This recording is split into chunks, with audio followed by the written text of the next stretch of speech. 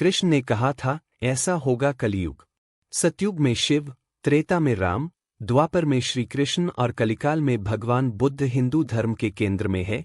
लेकिन श्री कृष्ण के धर्म को भूत, वर्तमान और भविष्य का धर्म बताया गया है। श्री कृष्ण का जीवन ही हर तरह से शिक्षा देने वाला है। महाभारत और गीता विश्व की अनुपम कृति है। महाभारत हिंदुओं का ही नहीं, समस्त मानव जाति का ग्रंथ है।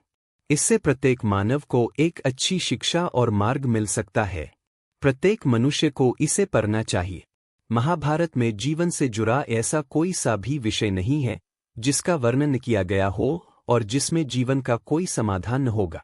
महाभारत में देश, धर्म, न्याय, राजनीति, समाज, योग, युद्ध, परिवार, ज्ञान, विज्ञान, अध्यात्म, तकनीकी आदि समस्त विषयों का वर्णन मिलेगा।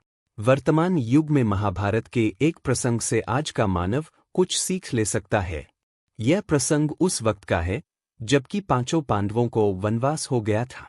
वनवास जाने से पूर्व पांडवों ने भगवान श्री कृष्ण से कहा, हे श्री कृष्ण, अभी यह द्वापर का अंतकाल चल रहा है। आप हमें बताइए कि आने वाले कलयुग में कलिकाल की चाल या गति क्या होगी, कैसी होगी।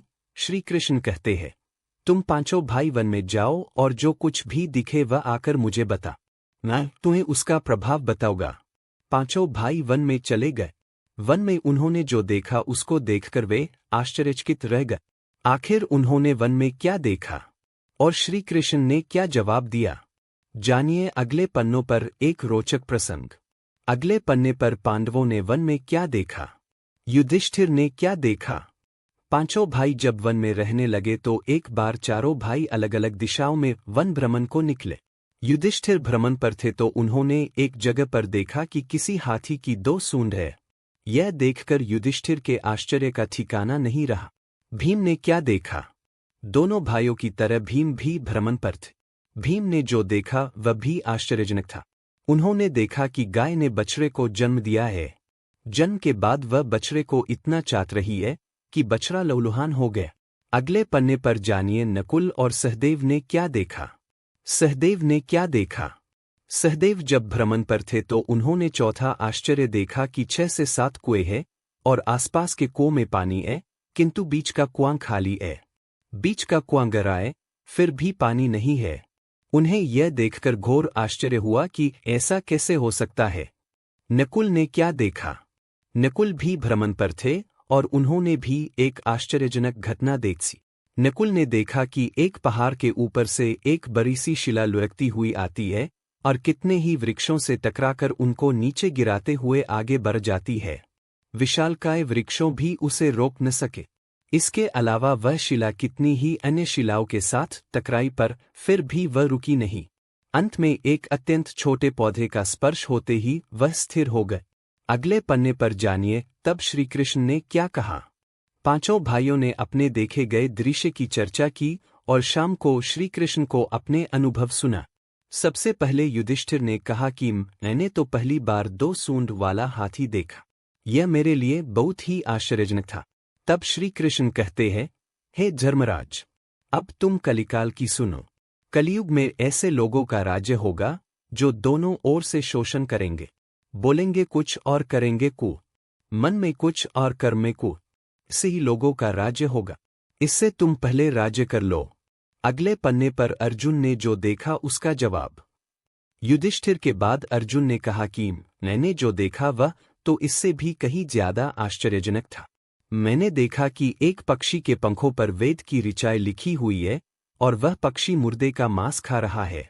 तब श्री कृष्ण कहते हैं, इसी प्रकार कलयुग में ऐसे लोग रहेंगे जो बड़े ज्ञानी और ध्यानी कहलाएंगे। वे ज्ञान की चर्चा तो करेंगे लेकिन उनके आचरण राक्षसी होंगे। बड़े पंडित और विद्वान कहलाएंगे किंतु वे यही देखते रहेंगे कि कौन सा मनुष्य मरे और हमारे नाम से संपत्ति कर जाए। हे अर्जुन, संस्था के व्यक्ति विचारेंगे कि कौन सा मनुष्य मरे और संस्था हमारे नाम से हो जा। हर जाति धर्म के प्रमुख पद पर बैठे विचार करेंगे कि कब किसका श्राद्ध हो, कौन कब किस पद से हटे और हम उस पर चढ़े। चाहे कितने भी बड़े लोग होंगे किंतु उनकी दृष्टि तो धन और पद के ऊपर, मांस के ऊपर ही रहेगी। ऐसे लोगों की बहुतायत होगी, कोई कोई विरला ही संत पुरुष होगा। अगले पन्ने पर भीम ने जो देखा उसका जवाब। अर्जुन के सवाल के जवाब के बाद भीम ने अपना अनुभव सुनाए। भीम ने कहा कि मैंने देखा कि गाय अपने बछड़े को इतना चाटती है कि बछड़ा लहूलुहान हो जाता है। तब श्री कृष्ण कहते हैं, कलयुग का मनुष्य शिशुपाल हो जाएगा। कलयुग में बालकों के लिए ममता के कारण इतना करेगा कि उन्हें अपने विकास का अवसर ही नहीं मिलेगा। मोहमाया में ही घर बर्बाद हो जाएगा। किसी का बेटा घर छोड़कर साधु बनेगा तो हजारों व्यक्ति दर्शन करेंगे, किंतु यदि अपना बेटा साधु बनता होगा तो रोएंगे कि मेरे बेटे का क्या होगा।